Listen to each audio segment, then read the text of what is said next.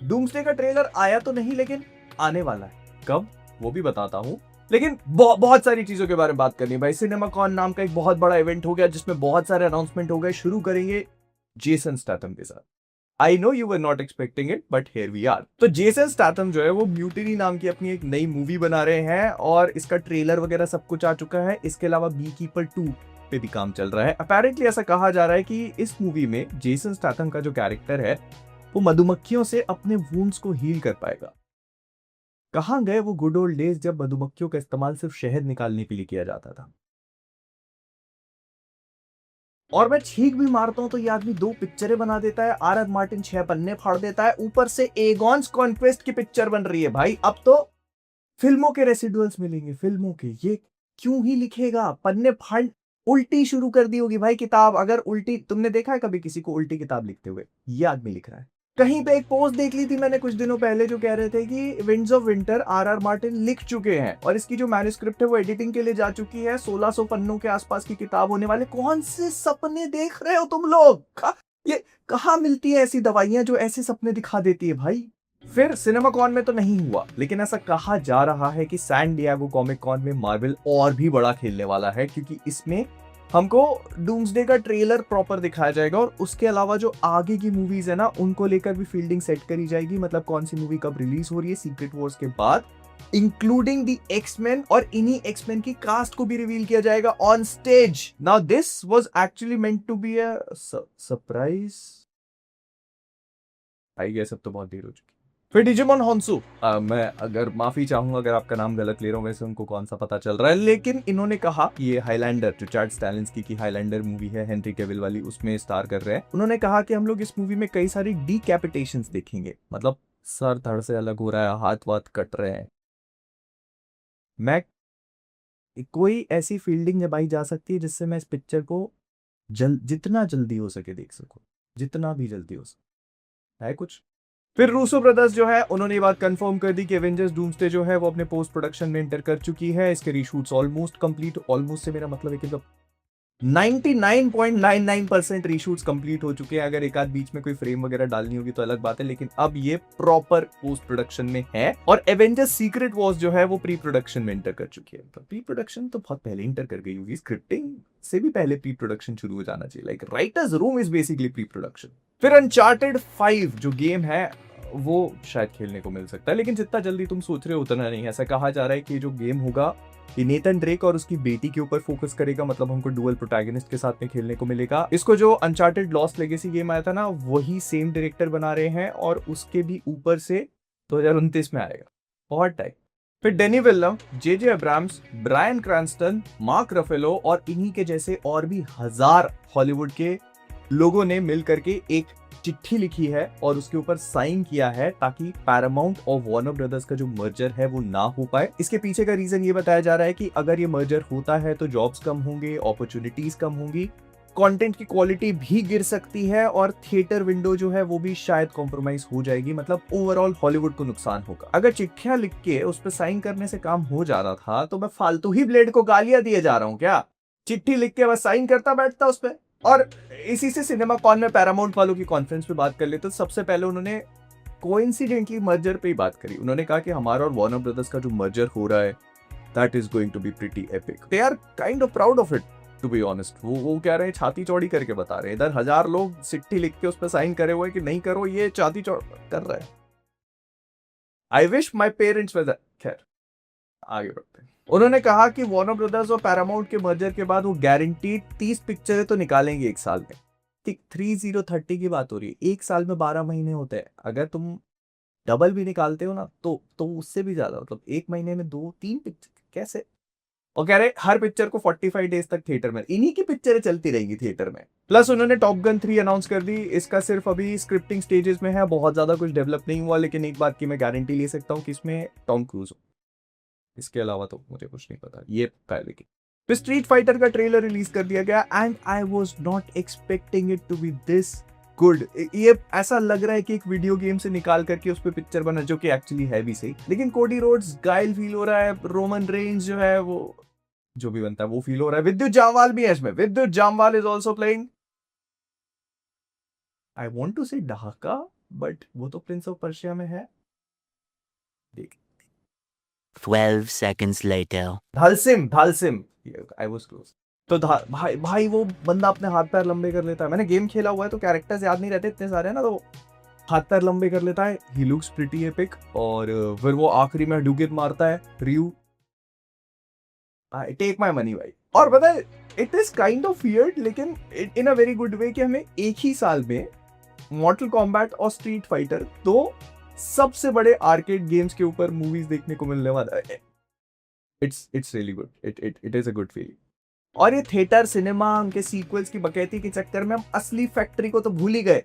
Netflix stranger things का आगे आ रहा है। और नहीं, वो एनिमेटेड वाला नहीं, जो कहानी खत्म होती है ना, जहां पर हम माइक और 11 को देखते हैं कि वो कहीं पहाड़ियों में जा चुके हैं और फिर एवरीथिंग इज लेफ्ट एम्बिगुअस और इस वजह से वो एंडिंग काफी अच्छी फील होती है। या that's not going to happen. ये लोग the storyteller and the maze नाम से एक स्पिन ऑफ प्लान कर रहे हैं जिसमें इन दोनों कैरेक्टर्स की कहानी को आगे दिखाया जाएगा। इसको लिखने का काम करेंगे पॉल डिचर, जिन्होंने सीजन 4 में डियर बिली लिखा था। और there is no joke here, like शायद मैं ही एक जोक। फिर लेजेंड ऑफ जेल्डा मूवी जो है उसने अपना प्रोडक्शन रैप अप कर लिया है। हमको 7 मई 2027 में देखने को मिल जाएगी। फिर सोनी की कॉन्फ्रेंस पे बात कर लेते हैं जो सिनेमा कॉन में हुई। तो स्पाइडरमैन के ऊपर तो हमने already we have talked about कि स्पाइडरवर्स का जो भी दिखाया, ब्रांड न्यू डे का जो भी दिखाया, लेकिन उसके अलावा भी काफी सारी चीजें थी। और थैंकफुली नॉट दैट स्पाइडरमैन वाला एक यूनिवर्स जिसमें स्पाइडरमैन ही नहीं है। You not believe I am saying this, लेकिन ब्लडबोर्न पे एक मूवी बन रही है। ब्लडबोर्न या दैट गेम जिसका सीक्वल हम लोग कई सालों से एक्सपेक्ट कर रहे थे। इनफैक्ट हाई फ्रेम रेट वाला वर्जन एक्सपेक्ट कर रहे थे बट वो नहीं आया, लेकिन एक मूवी आ रही है एंड इसको प्रोड्यूस कर रहे जैक्सेप्टिकाई जो कि एक यूट्यूबर है। और people are kind of mixed about it. कई लोगों को ये चीज पसंद आ रही है, कई लोगों को नहीं आ रही है। मैं थोड़ा सा कहीं पे बीच में स्टैंड करता हूं। जब तक मैं कुछ देख नहीं लूंगा मैं सोल्ड आउट नहीं होऊंगा, बट या इट्स हैपनिंग। फिर इसी स्टेज पर सोनी के सीईओ टिम रॉथमैन ने कहा कि इस साल उनका मोटो है लॉन्गर शॉर्टर चीपर। कुछ अलग अपने स्पाइडरमैन यूनिवर्स की बात कर रहे हैं, बट नहीं, longer theatrical window, shorter pre shows और चीपर टिकट्स, मतलब थिएटर में लोग आसानी से मूवीज को देख पाए। This is pretty much their Spiderman universe, but it's okay, it's okay. फिर गॉडजिला -0 का एक नया टीजर रिलीज किया गया and it looks pretty fabulous भाई। -1 वाज आल्सो गुड, मतलब जितने बजट पे इन लोगों ने पूरी फिल्म बनाई थी, ये मास्टरपीस से कम नहीं था। और उससे भी ज्यादा ना ये एक बहुत रिमार्केबल अचीवमेंट था। अब गॉडजिला -0 में ये लोग वही सेम चीज को रिक्रिएट कर रहे हैं विद अ बिगर बजट, और ये चीज एक छोटे से टीजर में फील होती है। हम लोग कुछ ऐसे ब्लू कलर के थंडर इलेक्ट्रिसिटी टाइप की चीज को देख सकते हैं आसमान में। उसके अलावा वही कहानी को कंटिन्यू कर रहे हैं। गॉडजिला है जो कि स्टैच्यू ऑफ लिबर्टी के सामने खड़ा हुआ है, उसके भी पहले हमको इस टीजर में एक और दिखाया जाता है, लेकिन ये दोनों डिफरेंट गॉडजिलास है।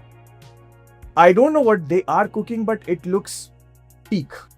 लाइक करने दो भाई, पकाने दो इनको। फिर वार्नर ब्रदर्स ने सिनेमा कॉन में जो प्रेजेंटेशन होल्ड किया उसको बहुत सारे लोगों ने काफी इसे नाराज थे, उससे खुश नहीं हुए।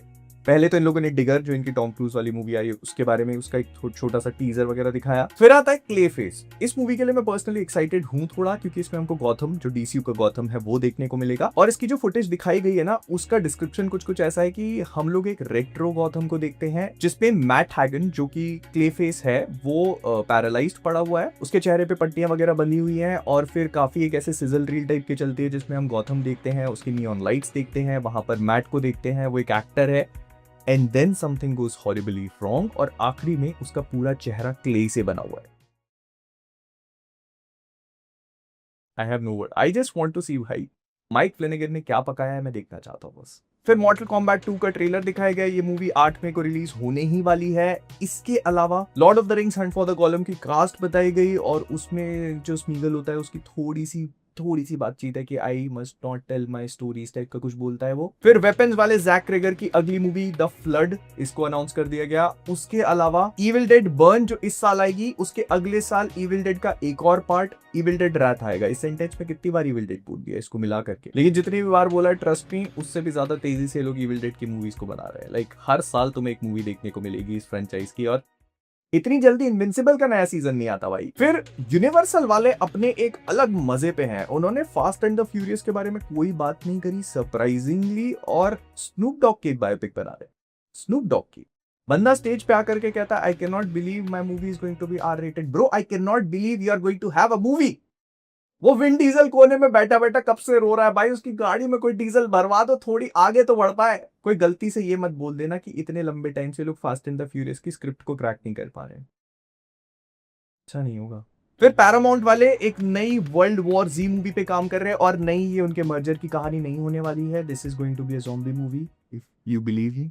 इसके अलावा ऑडिसी की एक क्लिप दिखाई गई जिसमें हम लोग ऑडिसस के कैरेक्टर मैट डीमन के कैरेक्टर को देखते हैं जो एक बीच पे बैठा है, कलिप्सो से बात कर रहा है। उसकी उम्र थोड़ी ज़्यादा हो गई है। वो कहता है कि उसको एक बार याद भी नहीं है कि उसकी ज़िंदगी के पिछले साल कहाँ निकल गए। वो अपने बेटे की शक्ल याद नहीं कर पा रहा है।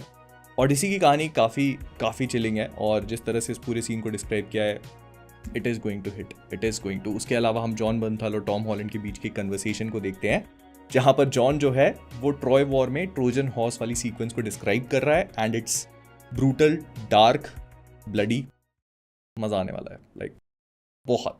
फिर रॉबर्ट एगर्स की वेयरवुल्फ मूवी जिसके लिए मैं काफी एक्साइटेड हूं, वो उसकी भी एक क्लिप दिखाई गई। ये वही मेडिवल सेटिंग में है, बहुत हद तक नॉस्फेराटू के ट्रेलर की तरह इसको कट किया गया था।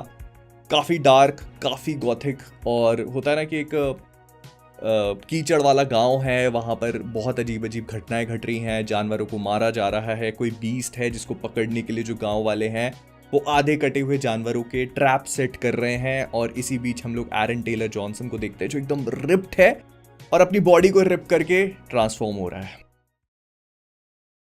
मतलब तुम्हें ये सुनकर एक्साइटमेंट नहीं हो रहा कि भाई ये पिक्चर अभी दिखा दो। फिर डिज्नी वालों की कॉन्फ्रेंस में उन्होंने मैंडलोरियन एंड ग्रोगू का फाइनल ट्रेलर दिखाया जो कि ऑनलाइन भी रिलीज कर दिया गया। अनलाइक द डूम्सडे ट्रेलर, इतने पत्थर दिल कैसे हो सकते हो, इतने पत्थर दिल कैसे हो सकते हो। इसके अलावा Toy Story 5, Ice Age Boiling Point और मोआना का लाइव एक्शन जो था, इन सब की थोड़ी फुटेजेस दिखाई गई। मोआना लाइव एक्शन के लिए ड्वेन द रॉक जॉनसन स्वयं स्टेज पर पधारे और नहीं, इस बार उड़कर नहीं आए थैंकफुली, इस बार नॉर्मल कपड़ों में था। और इसको देख के लोगों ने सोचा अच्छा रॉक लास वेगस में है, एंड गेस करो एक दो दिन में एक और चीज बहुत बड़ी लास वेगस में क्या होने वाली है, रेसलमेनिया। लोगों ने सोचा रेसलमेनिया में आना है, बंदा कह रहा है भाई मेरी बेटी का जन्मदिन है, मैं बस अभी तुरंत निकल जाऊंगा। Exactly what he would say if he wanted to keep it surprise. अगर ये इस बार वाले रेसलमेनिया में नहीं आया ना तो पीपल्स एल्बो इसके पिछवाड़े पे पीपल्स ही मारेंगे। एंड देन हम लोग आते हैं एवेंजर्स डूम्सडे पे। तो डूम्सडे का एक ट्रेलर ही बोलेंगे इसको, वो दिखाया गया जिसको देखकर बहुत सारे लोगों के एकदम एपिक रिएक्शंस थे। हम लोगों ने देखा नहीं, इस पे मैं वीडियो कर चुका हूं। तो जब लोगों को ट्रेलर नहीं मिला तो सवाल खड़े होने शुरू हो गए कि अब कब। तो इसके बहुत सारे स्पेकुलेशंस लगाए जा सकते हैं। मैं तो कल ही एक्सपेक्ट कर रहा था कि आ जाएगा, लेकिन अगर नहीं आता है तो फिर मंडे एक्सपेक्ट कर सकते हैं कि एक ये दिन है जहां पर मार्वल अपने ट्रेलर को ड्रॉप कर सकता है। और फिर तब भी नहीं होता है तो फिर मेक्सिको कॉमिक कॉन 24 से 26 अप्रैल तक ये चलेगा, हमारे यहाँ 25 से 27 मान लो, उस बीच में कभी ना कभी ड्रॉप कर सकते हैं बिकॉज दे हैव टू। अगर वो लोग इस टीजर को ड्रॉप नहीं करते हैं तो फिर कॉमिक कॉन में जो ट्रेलर आएगा उससे पहले इसको ब्रीदिंग रूम नहीं मिलेगा। प्लस मैंडलोरियन एंड ग्रोगू मई में रिलीज हो रही है तो दे नीड समथिंग एवेंजर्स से रिलेटेड जो कि वो इस मूवी के आगे प्ले करेंगे 110%। तो I am expecting it to drop somewhere along that time. और अगर उसके बाद भी नहीं होता तो फिर भाई 22 मई से पहले हो जाएगा, इतना मान के चल लो, ठीक है। इसके अलावा रूसो ब्रदर्स ने इंटरव्यूज वगैरह दिए, उसमें बहुत सारी बातचीत हुई। केविन फाइगी से पूछा गया कि भाई क्या आप सोच के चल रहे हो, क्या कहानी होगी। तो बंदे ने क्लियर ही बता दिया कि हम लोग वो फेमस कॉमिक बुक रन है जो जॉनथन हिकमैन का, उसमें एक प्लैनेट दूसरे प्लैनेट से टकरा रहा है, दुनिया खत्म हो रही है, तो हमने उसी को अपनी पिक्चर में बनाया हुआ है, कोई सरप्राइज होना नहीं चाहिए यहाँ पर। और इसी का इस्तेमाल करके हम जो अलग अलग वर्ल्ड्स के प्रोटेक्टर्स हैं उनको कोलाइड करते हुए दिखा सकते हैं, उनके कॉन्फ्लिक्ट्स को दिखा सकते हैं। भाई मुझे लगा तुम दूसरों को गोली मारते हो, अब तुमको कौन मारेगा। वैसे तो इनका इंटरव्यू एक नथिंग बर्गर से कम नहीं था, मतलब 12-15 मिनट तक बात करते रहे, बोलते रहे, लेकिन बताया कुछ भी नहीं। I know it's hard to believe, लेकिन तुम खुद भी देख सकते हो जाके। लेकिन ना एक बात है जो इनके पूरे इंटरव्यू से मुझे थोड़ी सी इंटरेस्टिंग लगी, और वो ये था कि इन्होंने 3-4 बार एक ही चीज बोली कि बहुत बार ऐसा होता था कि इनके सेट पे 30-40 एक्टर्स एक साथ मौजूद होते थे, मतलब 35-40 एक्टर्स। एंड गेस करो उस कुर्सी कांड में इन लोगों ने कितने लोग ऑफिशियली अनाउंस करें? 27। मैं कुछ नहीं बोल रहा, ठीक है, बाकी सब चीजें तुम्हारे हाथ में है। खैर, तो इस वाले रोस्ट फर्स्ट को इतना ही रखते हैं। बहुत सारी चीजें हैं जिन पे और भी बात करना चाहता हूँ, will probably talk about them next week. और इस मेरे को पता है कि इस वाले वीडियो का ऑडियो थोड़ा ऊपर नीचे हो गया होगा क्योंकि मैंने माइक अपने से दूर रख लिया था। बहुत I guess the joke's on me as well. Anyway, तो मैं मिलता हूँ तुमसे अगले वाले में। Bye bye, tata, like, subscribe.